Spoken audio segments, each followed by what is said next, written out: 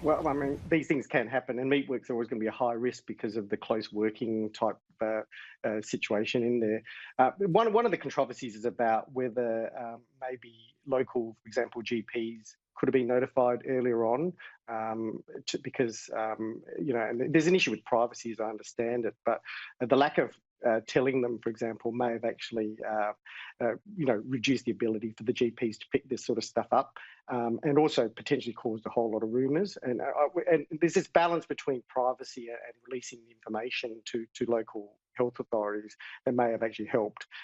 So look, there's a local issue there at the moment, and I think we're trying to work through that balance of privacy versus benefit of releasing the information to the right people to help work out what to do.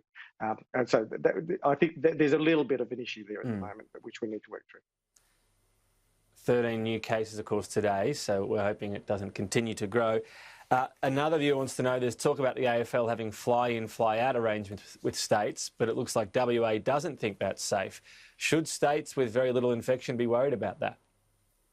But there's a risk. I mean, I'd love to see the footy, but there is a risk bringing in a large group of people from interstate. I mean, South Australia's actually got no cases now, and 2 active cases, I think, will stop.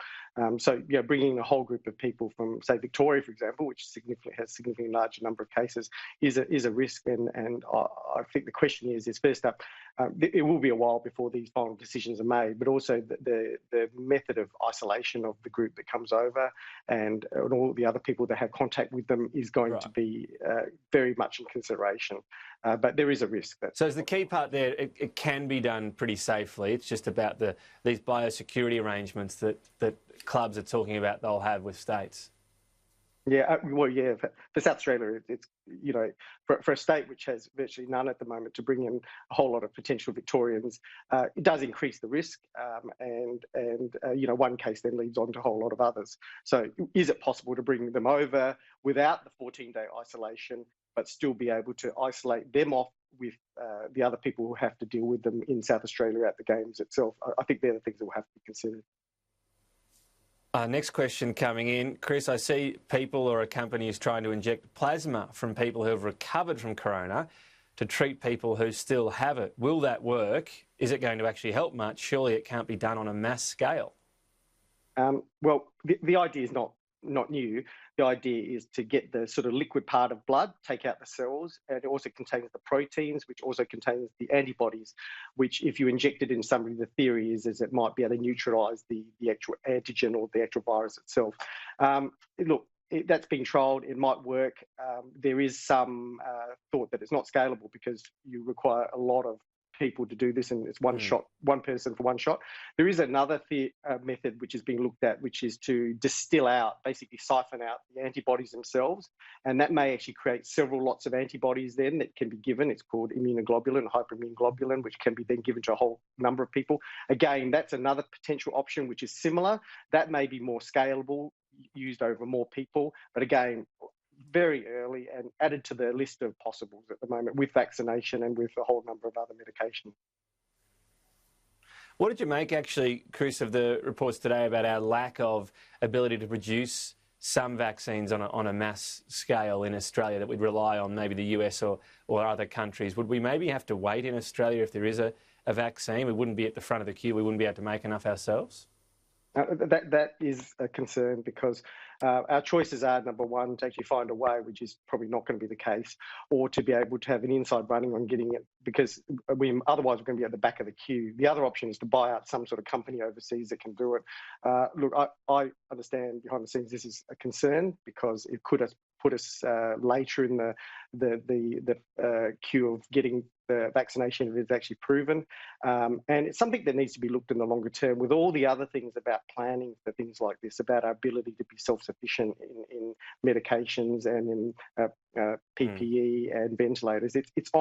After this all happens, we've got to start looking at all of that, about self-sufficiency in that area. Another question, unis are now going to fly in students from overseas. Surely with this many people coming in, that will lead to outbreaks. Yes, I think so. The risk of interstate travel is one thing, but risk of international travel is in another league altogether. And you saw what happened with Singapore. As soon as they started letting people back from overseas, they increased the numbers again. I mean, in South Australia, the sort of options that our Premier has actually flagged is potentially having the 14-day quarantine of students coming back, but that's expensive, and is it practical? I think it is a high risk and probably too early to actually make decisions about whether this is a viable option.